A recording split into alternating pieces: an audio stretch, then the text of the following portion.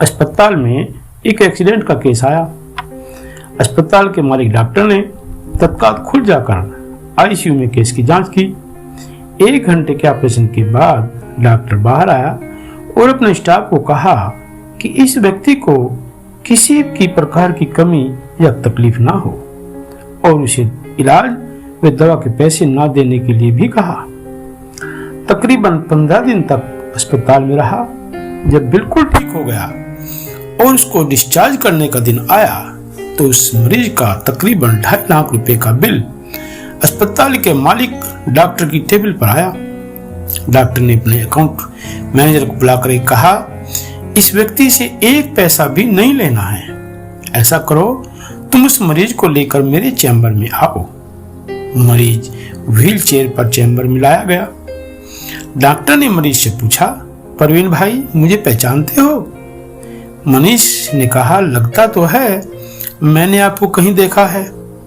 Doctor ने कहा, याद करो, अंदाजन 2 साल पहले सूर्यास्त के समय शहर से दूर उस जंगल में तुमने एक गाड़ी ठीक की थी। उस रोज मैं परिवार के सहित पिकनिक मनाकर लौट रहा था कि अचानक कार में से धुआं निकलने लगा और गाड़ी बंद हो गई। हम लोगों ने कार चालू करने की बहुत कोशिश की, परंतु चालू नहीं हुई। अंधेरा भी थोड़ा थोड़ा घिरने लगा था। चारों ओर जंगल और सुनसान था। परिवार के हर सदस्य के चेहरे पर चिंता और भय की लकीरें दिखने लगी थी और सब भगवान से प्रार्थना कर रहे थे कि कोई मदद मिल जाए। थोड़ी ही देर में चमत्कार हुआ और बाइक पर तुम आते दिखाई पड़े। हम सब ने दया की नजर से हाथ ऊपर करके तुमको रोकने का इशारा किया तो तुमने बाइक खड़ी करके हमारी परेशानी का कारण पूछा। तुमने कार का बोनेट खोलकर चेक किया और कुल 6 क्षणों में कार चालू कर दी।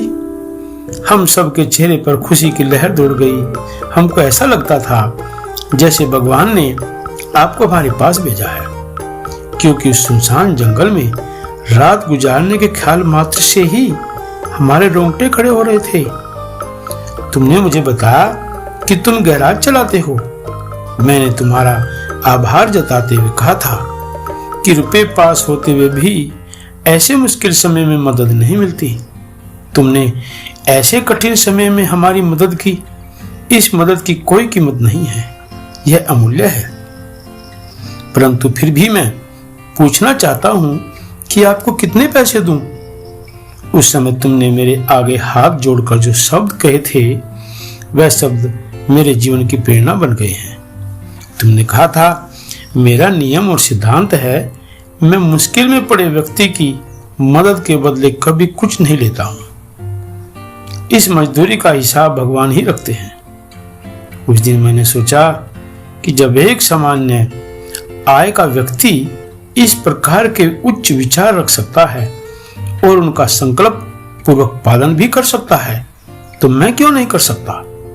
और मैंने भी अपने जीवन में संकल्प ले लिया। 2 साल हो गए हैं मुझे, कभी कोई कमी नहीं पड़ी। अपेक्षा पहले से भी अधिक मिल रहा है। यह अस्पताल मेरा है, तुम यहाँ मेरे मेहमान हो और तुम्हारे ही बताए हुए नियम के अनुसार मैं तुमसे कुछ भी नहीं ले सकता। यह तो भगवान की बड़ी कृपा है कि उसने मुझे ऐसी प्रेरणा देने वाले व्यक्ति की सेवा करने का मौका दिया। ऊपर वाले ने तुम्हारी मजदूरी का हिसाब रखा और वह हिसाब आज चुका दिया। मेरी मजदूरी का हिसाब भी ऊपर वाला ही रखेगा और जब कभी मुझे जरूरत होगी तो जरूर चुका देगा। डॉक्टर ने परवीन से कहा, तो अब तुम घर आराम से जाओ। कभी भी कोई तकलीफ हो तो बिना संकोच के मेरे पास आ सकते हो। परवीन जाते हुए चैम्बर में रखे भगवान कृष्ण की तस्वीर के सामने हाथ जोड़कर कहा कि हे प्रभु, आज मेरे कर्म का पूरा हिसाब आपने ब्याज समेत चुका दिया। याद रखियो, एक बार भगवान चाहे माफ कर दे, परंतु कर्मों का हिसाब तो चुकाना ही पड़ता है।